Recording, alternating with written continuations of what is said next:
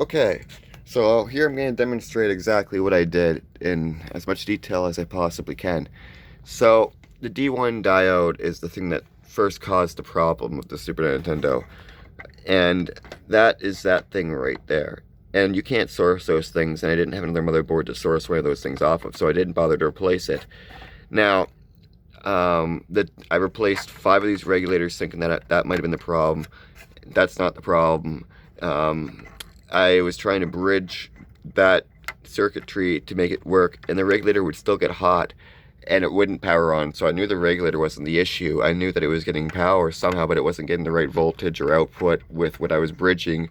So I didn't know how to replace the diode correctly without finding the actual proper one that goes in there. So I looked up forums, and many times I found many people that had different options, and it didn't work for me.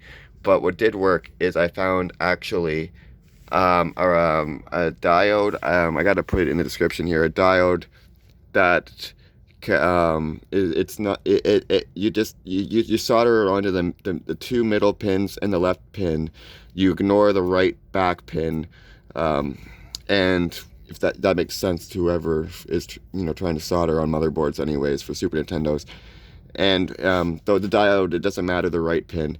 So once you bridge those pins and put the diode in there, the diode has the same exact voltage that the regulator would have, or that the regulator, the diode that was in there before. So it doesn't matter. It's just a different type of diode, but it does the same thing, is what I'm trying to say.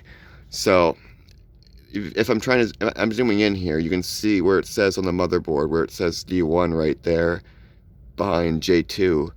And you can see the crude solder job, but I bridged the two middle joints and the left joint with the diode.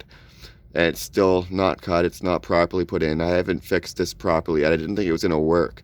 So there's the regulator I replaced, and I soldered to the motherboard. I put it onto a regular heat sink that didn't properly fit, but I bent it over. It's not touching the motherboard. It looks like it might be, but it's not. And because the regulator would burn up in probably 2 minutes without some sort of heat sink on it, so that's doing the same job that it would have done originally. Okay, so moving on past that, I don't have a power switch.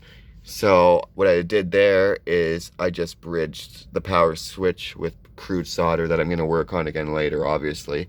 And I put the fuse in there that was from the other motherboard right there. And like I said, I think I mentioned already, these bottom chassis are incompatible with each other. I didn't know at first, but the original model Super Nintendo that has the sound board that plugs into it, the bottom half of the chassis at least is actually manufactured differently than the second generation, third, fourth, whatever. They don't have the same screw holes, so you can't put a motherboard from the second or whatever onto the first generation, because on the second, the screw holes are different from the first generation, bottom half at least of the chassis. Not the chassis, like not the pan, but like what I'm talking about, the plastic of the case. So you can't change the cases on the bottom at least. But if they're the same model, you can. That's basically it. You gotta have the same model motherboard for the pieces of the bottom half to actually fit up with the holes, unless you want to use a Dremel tool or modify it or do whatever you're gonna do. So yeah, that's what I'm just talking about now.